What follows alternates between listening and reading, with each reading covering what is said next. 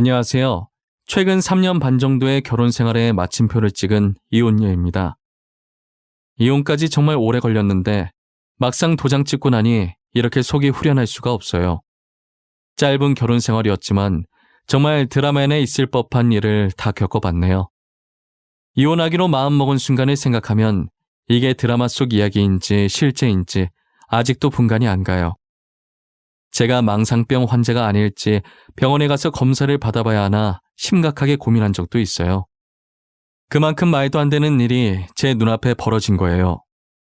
그래도 이혼하면서 시댁 식구들에게 제대로 한 방 먹이고 나왔는데 그 이야기를 여러분들에게 자랑해볼까 하고 이렇게 글을 적게 되었습니다. 저는 남편을 만나고 있을 때도 결혼할 생각이 없었어요.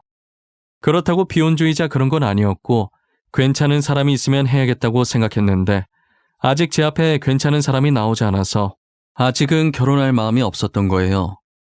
솔직히 남편도 같이 살기에 괜찮은 사람이라고 생각해서 결혼한 건 아니에요.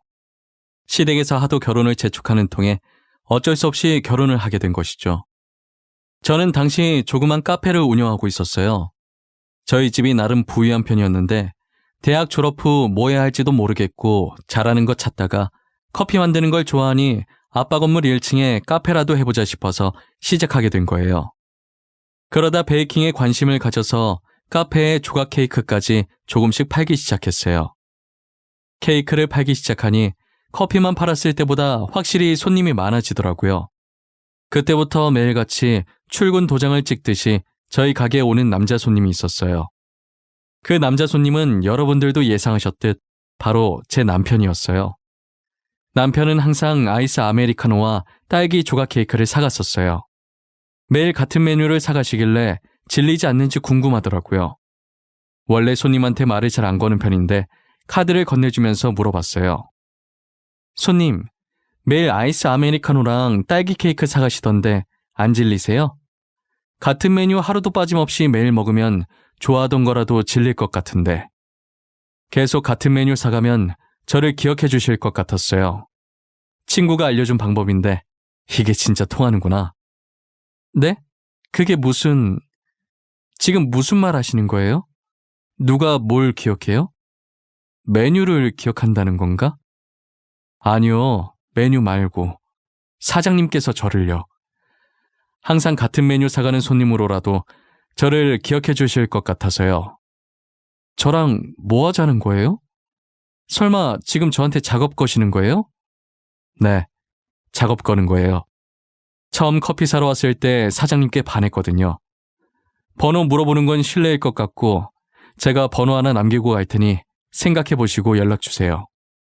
보통 상대방의 번호를 물어보는데 남편은 실례인 것 같다며 본인 번호를 남기고 가더라고요. 말도 조곤조곤 잘하시고 젠틀한 면이 보여서 살짝 호감이 들긴 했어요.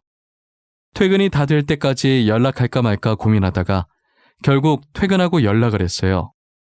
남편은 연락 안 올까봐 애타서 하루 종일 일도 손에 안 잡히고 조마조마했다고 하더라고요. 그런 남편이 귀여워서 저 혼자 집에서 괜히 이불킥하고 난리도 아니었어요. 저희는 그렇게 남들처럼 평범하게 연애를 시작했어요. 남편은 저보다 5살 연상이라 그런지 결혼 정년기에 접어들어서 빨리 결혼을 하고 싶어 하더라고요. 저는 아까 여러분들께 말씀드렸다시피 결혼에 관심이 정말 없었어요. 남편이 제 결혼 상대로 적합하다는 생각이 들기도 뭐하게 연애 기간이 짧았거든요. 이제 연애한 지 고작 4개월밖에 지나지 않았는데 무슨 결혼이란 말이에요. 결혼 이야기가 나올 때마다 너무 이른 것 같다고 남편을 어르고 달랬어요. 그러다 남편이랑 같이 저녁을 먹으려고 일찍 카페 문을 닫고 남편 회사에 찾아갔어요. 남편은 저를 발견하자마자 손을 흔들고 해맑게 웃으면서 뛰어오더라고요. 뛰어오다 말고 멈칫하더니 제 뒤쪽을 빤히 쳐다보더라고요. 유리창 너머로 우리 부모님과 비슷한 나이대로 보이시는 여자 한 분이 남편을 향해 손을 흔들더라고요. 저는 저 여자분이 남편의 어머니라는 것을 본능적으로 직감할 수 있었어요. 아니나 다를까 남편이 엄마라고 외치면서 여기로 오라고 손짓을 하더라고요. 이런 식으로 만나게 될 줄 몰랐는데 준비도 안 된 상태에서 만나니 머리가 띵하더라고요. 오빠 뭐야? 오늘 나랑 저녁 먹기로 한 거 잊었어? 우리 저녁 약속에 어머님도 부른 거야? 나 엄마 안 불렀어. 오늘 엄마 친구랑 약속 있었는데 집에 같이 가려고 들린 것 같은데? 거짓말 아니야. 진짜야. 믿어줘. 저녁 약속 있다고 얘기 안 했어? 어머님도 저녁 같이 먹을 건 아니지?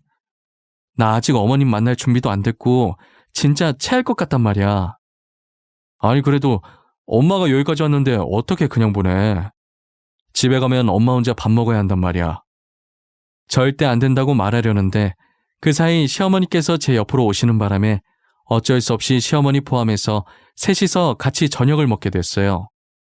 정말 식당으로 갈 때부터 도착할 때까지 너무 어색해서 당장이라도 뛰쳐나가고 싶더라고요. 가는 길에 남편이 시어머니랑 조잘조잘거리면서 가서 저는 아무 말도 안 했었는데 제발 이대로 시어머니께서 제게 아무 말도 안 거셨으면 하는 바람으로 불판만 멍하니 쳐다봤어요. 그러나 제 바람과는 반대로 시어머니께서는 궁금한 게 많다는 표정으로 저를 바라보시더라고요. 아, 소개가 늦었네? 엄마, 여긴 내 여자친구. 전에 말한 적 있지? 그리고 여기는 우리 엄마. 서로 인사해. 우리 아들한테 이야기 많이 들었어요. 좋아 죽겠다고 난리치길래 어떤 여자인지 많이 궁금했거든요. 아들이 좋아할 만하네. 참하고 이쁘게 생겼어. 아니에요. 어머님도 되게 젊어 보이세요. 아무도 그 나이대로 안 보실 것 같은데요. 저도 어머님이 쓰시는 화장품이랑 같은 거 사서 써야겠어요. 어머, 말도 어쩜 이렇게 이쁘게 할까. 빈말이라도 기분은 좋네요. 괜히 나까지 껴서 불편하게 만든 건 아닌가 모르겠네. 나는 없다 생각하고 편히 먹어요. 남자친구한테 집으로 보내자고 한 게 미안한 마음이 들 정도로 시어머니께서 엄청 인자하시더라고요. 제가 생각했던 것과는 전혀 다르게 편안한 분위기로 식사를 했어요. 하지만 식사를 마칠 때쯤 시어머니의 한마디로 인해 가슴이 턱턱 막히기 시작했어요. 그건 바로 남편과 저의 결혼 문제였는데요. 시어머니께서는 남편 홍기가 꽉 찼으니 얼른 결혼하라는 거예요. 남편은 이때다 싶었는지 시어머니 말씀이 끝나기 무섭게 어머님도 저를 마음에 들어하는 것 같으니 둘 다 더 나이 들기 전에 빨리 결혼을 하자고 하더라고요. 저는 아직 결혼할 마음이 없다고 입장을 밝혔지만 혼자서 2명은 못 당해내겠더라고요. 일단 집 가서 생각은 해보겠다고 대충 얼버무리고 말았어요. 그 뒤로 남편은 결혼 안 하면 누구한테 잡아먹히기라도 하는 사람 마냥 저를 못 살게 굴었어요. 저도 뭐 어차피 아예 결혼 안 하려는 것도 아니니까 빨리 해치우고 말자 싶었죠. 저희는 빠른 속도로 상견례를 하고 결혼 날짜까지 잡아버렸어요.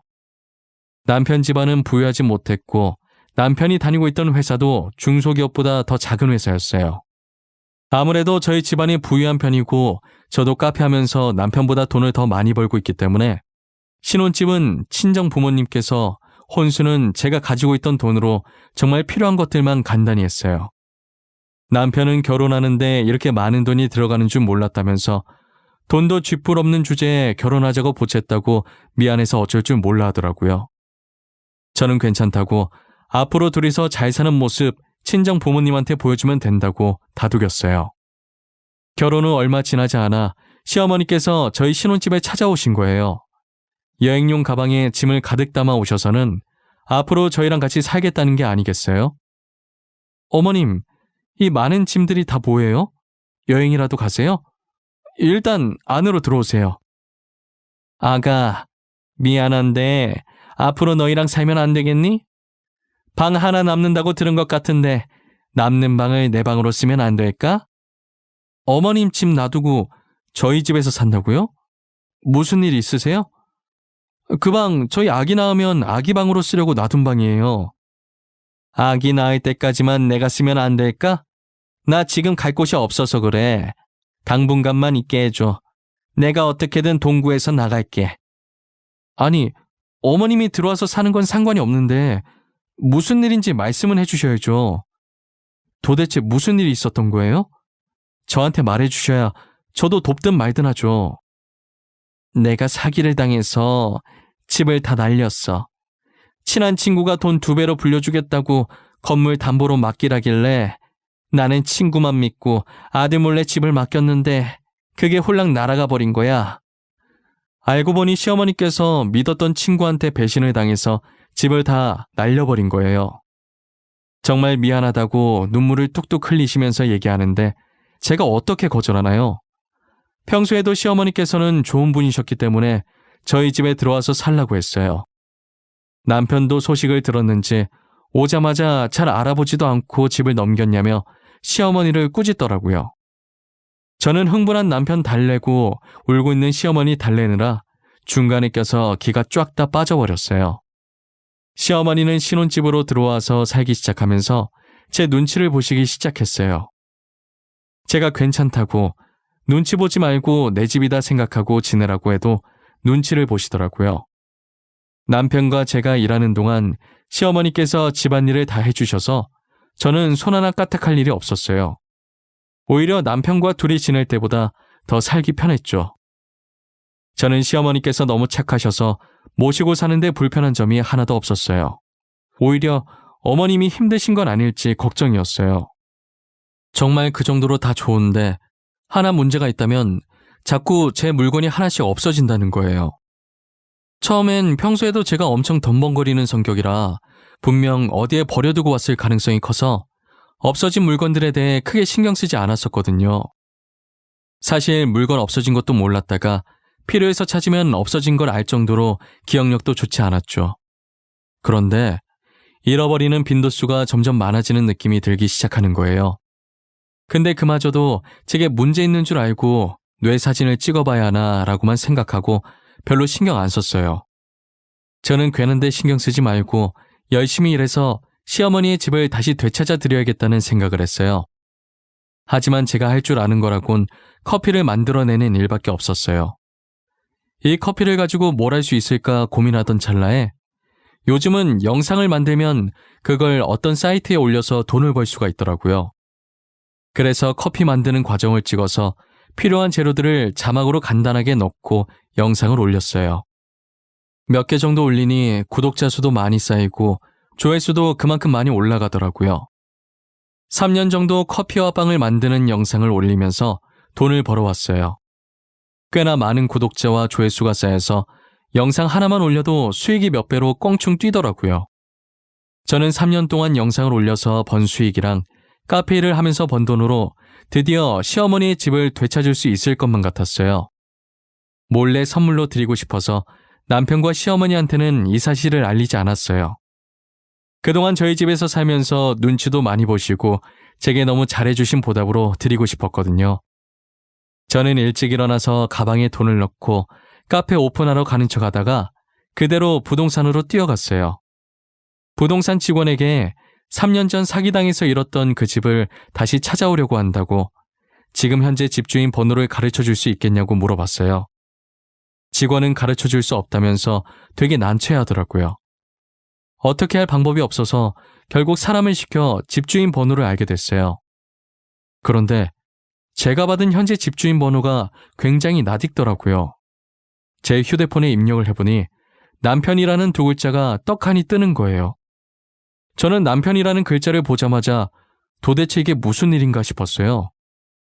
그때부터 굉장히 찝찝하고 더러운 기분이 들기 시작하더라고요. 제 눈으로 직접 확인해야 할 것 같아서 곧장 시어머니가 살았던 집으로 가보기로 했어요. 시어머니 집 맞은편에 있던 카페에 들어가서 몰래 그 집을 계속 지켜보고 있었어요. 1시간이 지났을 때쯤 시어머니 집에서 남편과 시어머니가 나오고 있더라고요. 저는 혹시나 모를 상황을 대비해서 사진을 찍기 시작했어요. 그러다 남편과 시어머니 뒤에서 나오는 사람을 보고 폰을 떨어뜨릴 뻔했죠. 모르는 여자가 그 집에서 같이 나오더니 그 둘을 배웅해주고 있었고, 그리고 시선을 밑으로 내리니 여자 다리를 양팔로 안고 있는 어린아이도 보였었어요. 도저히 이게 무슨 상황인지 예측을 해보려고 해도 도무지 떠오르지가 않더라고요. 분명 시어머니께서 사기당했다고 했는데 사기당해서 잃은 그 집은 남편 명이 그대로였고 거기서 나오는 시어머니와 남편 그리고 모르는 여자와 아이까지 전혀 모르겠더라고요. 저는 이 상황에 대해 더 알아봐야겠다는 생각이 들었어요. 안 그래도 주말만 되면 시어머니와 남편이 각자 친구들과 약속이 있다고 나가더라고요. 주말에 이 두 사람이 이곳에 나타날 것이라는 확신이 들었어요. 저는 개인 사정으로 주말에 카페를 쉰다고 적어놓고 시어머니 댁으로 향했어요. 뭐라고 하는지 듣고 싶어서 벽면에 붙어서 그들이 나올 때까지 숨죽여 기다렸어요. 얼마 지나지 않아서 문 열리는 소리가 들리더니 한 명씩 밖으로 나오더라고요. 에미야, 우리 간다. 다음 주에 또 오마. 그때까지 우리 손자 잘 부탁한다. 에구, 똥강아지. 할미 갈게요. 다음 주에 보자. 여보, 우리 없는 동안 아프거나 필요한 거 있으면 말해. 바로 달려올 테니까. 알겠지? 우리 아들, 아빠 갈게. 다음 주에 보자. 우리 아들이 좋아하는 치킨 사들고 올게. 당신 뒤에 나무. 앞 좀 보고 다녀. 다칠 뻔했잖아. 다음 주에 봐. 어머님도 다음 주에 오세요. 제가 맛있는 거 해드릴게요. 아이고 애미야, 손이 차다. 얼른 들어가. 우리는 알아서 잘 가니까 나올 필요 없어. 우리 강아지 코 빨개진 것 봐라. 애 감기 걸릴라. 어여 들어가.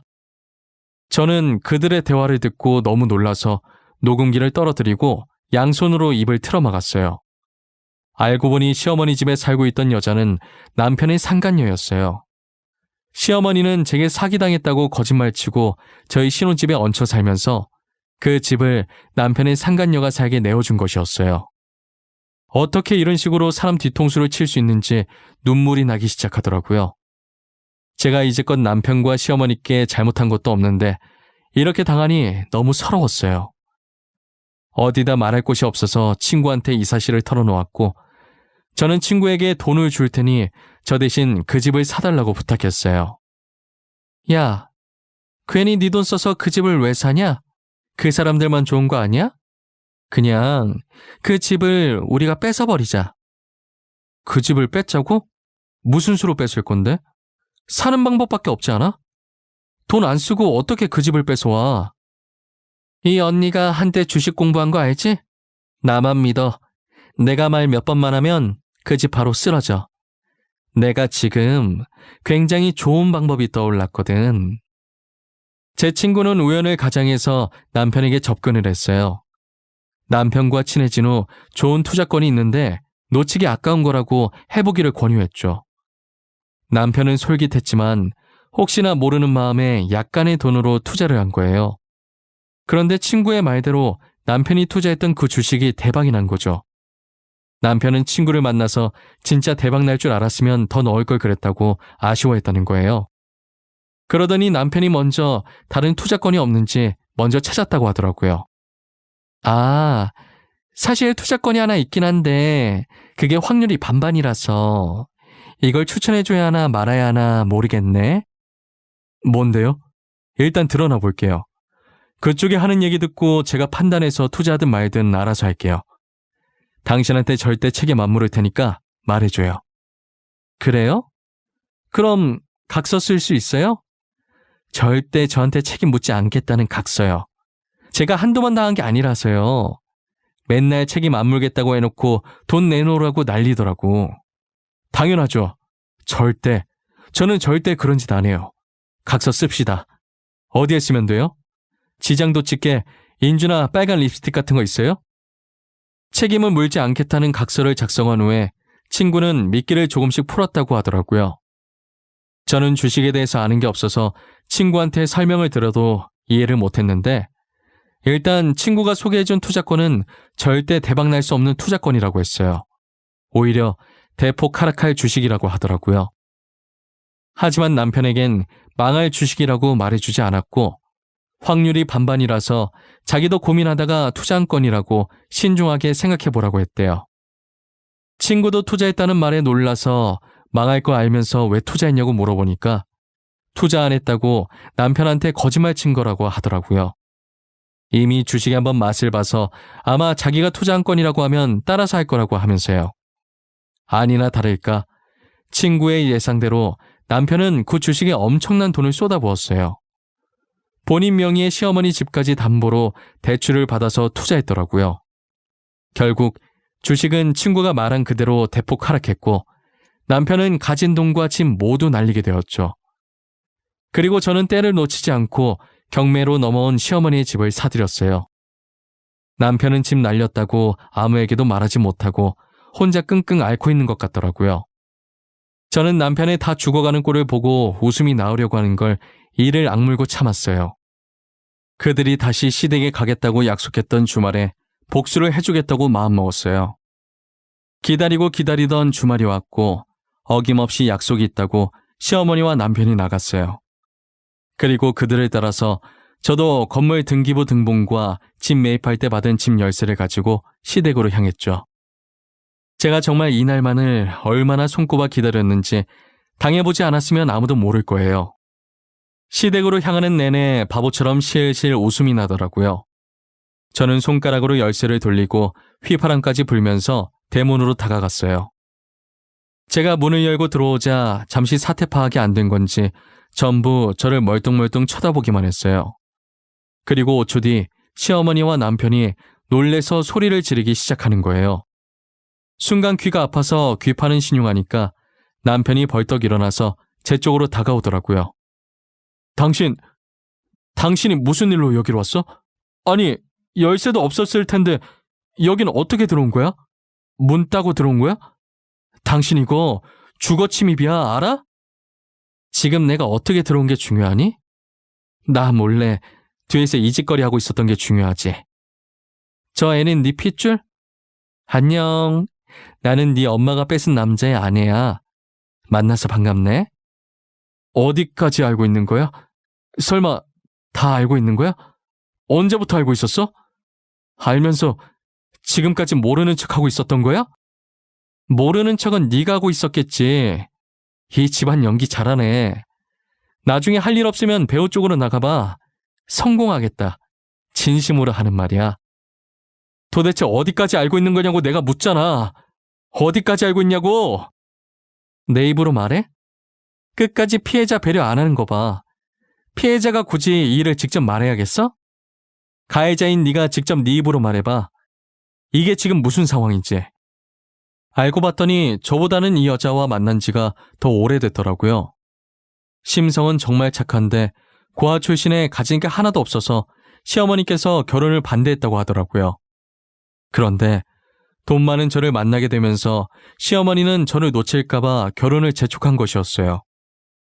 저와 남편의 결혼 준비가 한창 진행되던 중에 저 여자가 남편의 아이를 임신한 걸 알게 되었고 시어머니께서는 자기 핏줄이니 아이 키우라고 집을 내어줬다고 하더라고요. 제가 주는 용돈을 그대로 저 여자한테 갖다 바쳤다고 하더라고요. 결국은 제 돈이 다 저 여자 밑으로 들어간 거죠. 그리고 집안 곳곳에 제가 잃어버렸다고 생각했던 물건들이 잔뜩 있더라고요. 우리 집에 숨어둔 좀도둑이 누구인가 했더니 남편과 시어머니였어요. 제가 듣다 너무 화가 나서 시댁 식구들한테 소리를 지르니 꼴에 자기도 아내이자 며느리라고 제 앞을 막는 거예요. 혼자서 보기엔 아까울 정도로 너무 눈물겨운 가족애를 보여주더라고요. 저는 어디서 끼어드냐고 상간녀의 뺨을 치려고 손을 드는 순간 남편이 제 손목을 잡는 거예요. 그만해 당신. 화 많이 난 것도 알고 충분히 화낼 만도 해. 근데 이 사람은 건들지 마. 부탁이야. 놔. 안 놔? 내 손 놓으라고. 너네는 뒤에서 이런 더러운 짓 버려놓고 나는 이년 뺨 한 대도 못 때려? 어? 당장 내 손 놓으라고! 그만해. 이 사람 지금 임신 중이야. 그러니까 그만하라고. 내가 잘못했어. 차라리 날 때려. 몇 대를 때리든 다 맞아줄 테니까. 지금 임신 중이라는 남편의 말에 상간녀를 쳐다보니 눈을 질끈 감고 양손으로 배를 감싸고 있더라고요.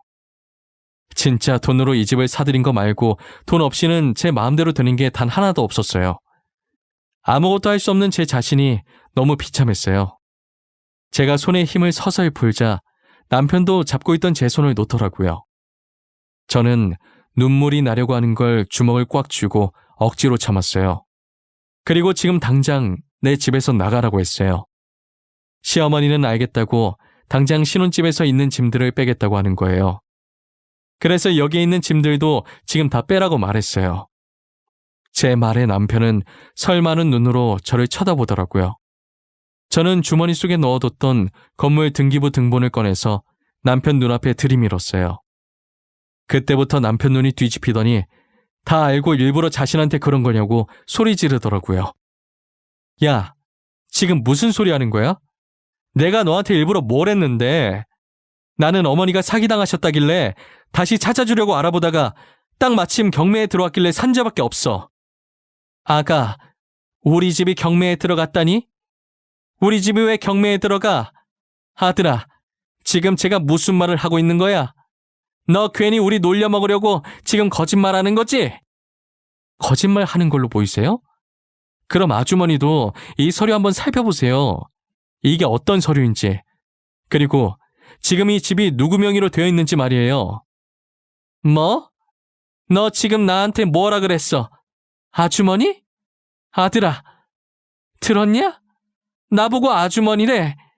저것이 이제 막 나가자 이거지. 누가 아주머니야? 내가 너 가만 안 둘 거야. 어차피 저는 며느리로 안 보셨잖아요. 저희 집안 돈 보고 결혼시킨 거 아니었어요? 그리고 저한테 이렇게 큰 소리 치실 때가 아닌 것 같은데요. 시어머니는 제가 건넨 건물 등기부 등본을 보더니 뒷목을 잡고 주저앉으시더라고요. 저는 여유롭게 집안을 구석구석 둘러보면서 오늘 안에 다 빼려면 서둘러야겠다고 했어요. 아니면 용역업체 불러서 다 쓸어버리겠다고 했죠. 집에 있는 것들을 다 챙겨봤자 당장 갈 곳이 없으니 옷만 대충 챙겨서 나가더라고요. 그러더니 옷을 담은 가방을 가지고 대문 앞에 세워진 남편 차에 올라타려고 하는 거예요. 저는 그 차도 제 돈으로 산 거니 탈 생각하지 말고 그대로 쭉 걸어가라고 했죠. 그리고 평일에 날 박는 대로 변호사를 만나 이혼 소송과 상간녀 소송을 했어요. 소송을 하고 와서는 짐을 정리하고 남편과 시어머니의 흔적이 있는 신혼집을 팔았어요. 비로소 제가 지긋지긋했던 지옥에서 완전히 해방된 기분이 들었어요. 저는 다시 사랑하는 부모님 품으로 돌아갔어요. 제가 집안에 들어서자 부모님께서 그동안 수고했다고 꽉 안아주시는데 그날 얼마나 울었는지 몰라요.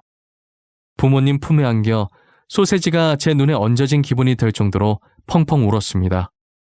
어머니가 일부러 제 눈물 그치게 하려고 괜히 좋은 남자 만나서 재혼하라는 거예요.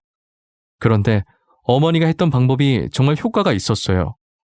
나오려고 했던 눈물도 쏙 들어가고 장난이라도 그런 말 하지 말라고 어머니를 쏘아봤어요. 어머니는 웃으면서 우는 거 저랑 안 어울린다며 손가락으로 코를 살짝 톡 건드시더라고요. 그날은 괜히 애교 부리고 싶어서 어머니 품으로 더 파고들었던 것 같아요. 앞으로 부모님이랑 같이 지내면서 재혼은커녕 연애도 절대 하지 않을 거예요. 연애할 시간에 옆에 계신 부모님한테 효도나 더 하려고요. 복수 목적으로 샀던 시어머니 집도 보면 계속 그날 생각이 날 것 같아서 다시 팔았고 그 돈으로 공기 좋고 물 좋은 곳에다 저희 부모님 별장이나 하나 만들어드렸어요. 딸은 출가 외인이라는 말이 맞는지 제가 부모님보다 시어머니를 먼저 생각했더라고요. 저렇게 좋아하시는 어머니 아버지를 보니 시어머니 집 찾아줄 생각 말고 진작에 저희 부모님한테 효도나 할 걸 그랬다 싶어요. 여러분들이 보기엔 어떠세요? 제가 한 선택이 과연 옳은 선택이었을까요? 댓글 남겨주시면 쓴소리도 달게 받겠습니다. 지금까지 제 긴 이야기 들어주셔서 정말 감사합니다.